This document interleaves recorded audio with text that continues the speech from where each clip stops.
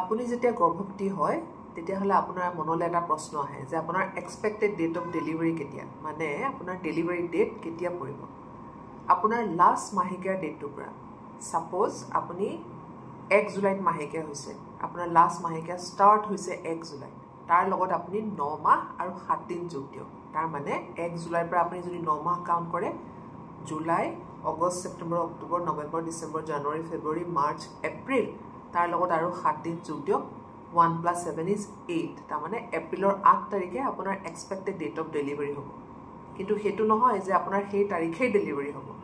Baby usually 37 উইকছত mature হৈ যায়। তাৰমানে আপোনাক যিটো এক্সপেক্টেড ডেট অফ ডেলিভাৰী আমি দিওঁ, তাৰ 3 সপ্তাহ আগৰ পৰাই বেবী ফুল্লি মেচিয়ৰ হৈ যায়। চ' সেই সময়খিনি বা সেই ডেটটো এটা আপোনাৰ এপ্ৰক্সিমেট ডেটহে হয়।